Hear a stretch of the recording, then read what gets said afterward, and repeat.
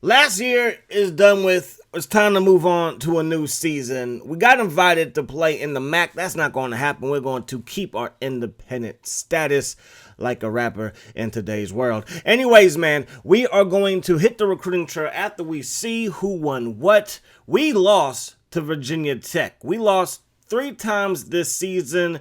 2 of them to top 25 teams. The shocking loss to Missouri, that loss set us back. But all in all, I do think we had a pretty good season nonetheless. We will be losing some star talent. I thought we had another year with Blake Naismith, but he was a redshirt senior, 5th-year senior, not a redshirt junior. So that's my mistake. I do apologize for that misstatement, okay?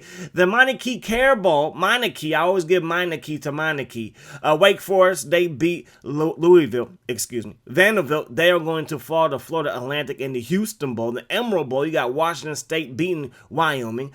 Iowa State lost to Cal. Those Golden Bears in the top 25 to end the season. Tennessee would beat Oregon in the Music City Bowl. I don't know how Oregon was the home team in that bowl because isn't the Music City Bowl in Tennessee? Hey, I don't know nothing. Illinois got beat down by USC. Utah 49, Tulane 31 in an AutoZone Liberty Bowl. The Chick-fil-A Peach Bowl, you got South Carolina falling to Georgia Tech. Michigan, they beat down Auburn in the Outback Bowl. The SBC Cotton Bowl, you had Nebraska beat LSU, Notre Dame over NC State in the Gator Bowl. Capital One Bowl, you had Mississippi State lose to Penn State. Washington loses to Minnesota in the Rose Bowl. Minnesota finishes number 2 in the nation.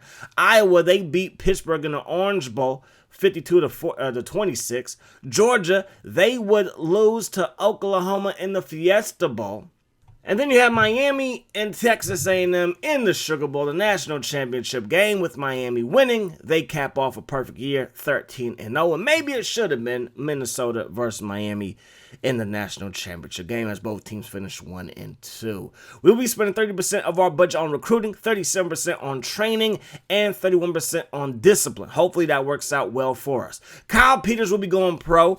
Whenever I do NCAA 06, I do not talk players out of transferring or out of going pro. I know that this is a college football game, and we should try to make our college football team as good as possible, and losing guys to the NFL is never a good look. But I'm not about to Pete Carroll, Mark Sanchez. It's just not going to happen, all right? No, I'm not going to stunt your growth, player. That's what you feel like you got to do. Go ahead and do it. And with, the transfer protocol, maybe I was ahead of our time. Anyways, nowadays, it's crazy in recruiting. But Blake Naismith, he is the most high overall guy that has left our program. 94 overall. He had 52 receptions, 1,300 yards, and 11 touchdowns last season. All right. Now let's hit the recruiting trail. These are the guys we were able to get.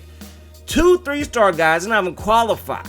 So, yes, a punter. He did not qualify. Stevenson did not qualify. Again, I think these guys may go to junior college. We may see them pop back up later on.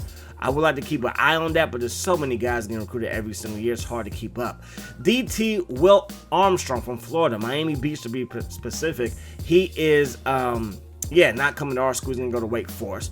Our top recruit is Wilson from Texas. He's a tackle. We also got this tight end, Ryan Brown. So we have 2 top tight ends in back-to-back classes. So that's a good look. Not the tippity top, but 2 4-star recruits respectfully. So I'm liking that. We did also get another tackle in Rollins. Higgins is a center. Clark, a receiver, 4-star guy. We also got this 4-star D tackle. Kevin White, 6'8", 300-pound athlete. What was he doing in high school? Like, where did y'all line him up at? Maybe DN, maybe D tackle, offensive line, who knows? We're probably going to put him on the O-line because our O-line is one of the weaker positions on the squad. Still, we did miss out on another tackle in Douglas, but we did get a D tackle in Lee. Battle, who we got in the in-season process. We missed out on Green, who's a center. We missed out on Lilly, who's a strong safety, but we did get Cooper. So nothing but 3 and 4-star guys. That's a good look for us. We had a 5-star. I was somewhat interested. We were down on his list, so I do not want to risk it because I feel like we need depth. I do feel like we have stars, but we need depth on this roster, and I think we might have did that this recruiting class, even though these guys are young, and some of them may still get redshirted. Nebraska, Oklahoma, top recruiting classes, followed by Miami. Wake Forest, they took somebody away from us, so they got a top recruiting class, top 4. Colorado's in the top 5, followed by USC, just outside the top 5 at 6. Georgia Tech, Maryland, Auburn. And then when it comes to the top 10, Michigan State, they're going to round that off. We can go all the way to the top 15. Penn State, number 11 with their recruiting class, 8 4-star guys. Texas Tech, I believe they had the number one recruit in college football or in high school football. He's going to Texas Tech. Then followed by Texas A&M, Florida State, and Virginia. And you see right there, the guard, he is from Texas, from Houston, Texas. I guess he wants to be a pass blocking guard because Texas loves to throw the ball. Texas Tech loves to throw the ball. They also got the top D tackle as well. So Texas Tech did their thug thizzle, to say the least. Ironically enough, though, there were no quarterbacks in the top 10 of just the best players coming out of high school. A bunch of big guys up there. But the top quarterback will be going to Nebraska. He's from Thousand Oaks, California. Then he's going to Nebraska, like I mentioned. Robertson, he is going to Tennessee out of North Carolina. Stevenson out of Arkansas, he's going to be playing for Oklahoma. And then out of Florida, he's going to be staying in Florida, going to the University of Miami. Talking about John Brown. Nebraska got another quarterback, and Bennett. He hails from El Paso, Texas. And Texas Tech also got a top 6 quarterback from Texas. He's going to be playing for the Texas Tech Red Raiders. So we see why Texas Tech and Texas A&M and all these guys had good recruiting classes in Nebraska, because they freaking had good recruiting classes. Jonathan Cade, 95 overall. He's our main guy. Trent Blair, interesting guy. He's probably good enough to start on most teams around the nation, but we have a 95 overall Heisman candidate, so he's going to have to sit another year. I was thinking about redshirting him. I don't want to do that. I want to let him play just in case K gets hurt, because we do like to scramble around.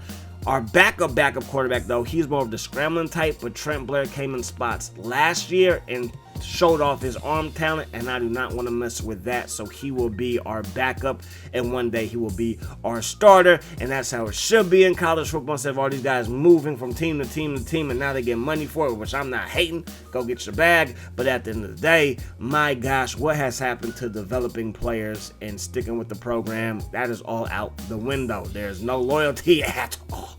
Anyways, man, when it comes to the left guard spot, we will be starting Ingram. He's a sophomore, so White, who is a freshman, who is an athlete, he will get the red shirt most likely. 78 overall, 56 overall speed. He looks to be a solid guy, but at the end of the day, we do have to develop guys. Like I was just saying, development is key when you come into sports, when you're talking about sports. So we will develop some guys, even though we could use White, because again, depth somewhat is an issue. But moving forward, he will most likely get the red shirt. Rollins will be our starting right tackle, so we're young up front.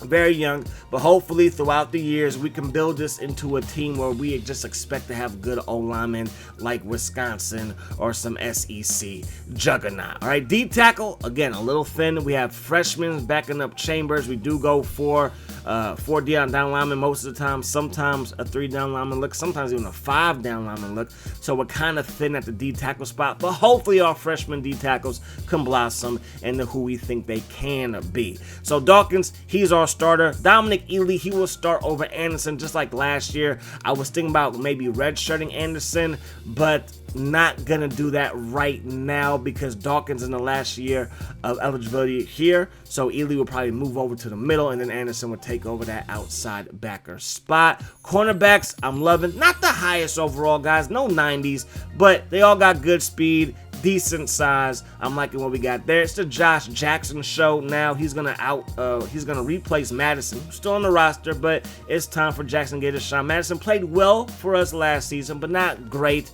And now we have no Peter Bros at safety at all in the program for the first time.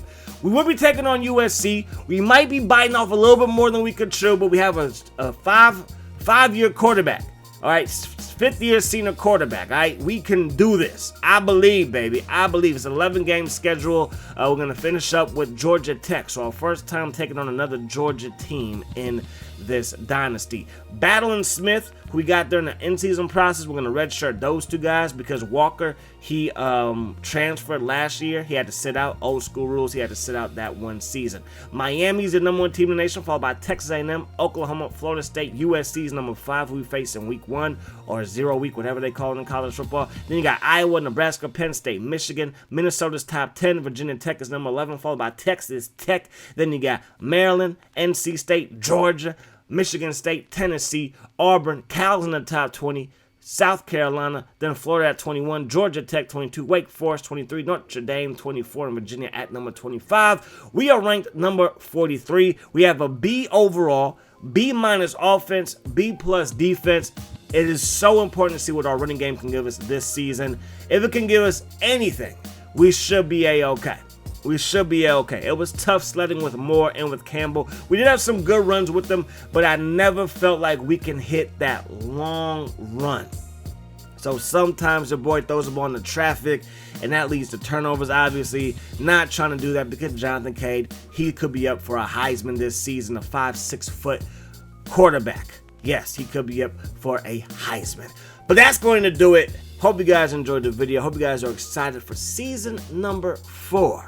Hope that the rest of the day is the best of your day. Peace, love. Hot sauce.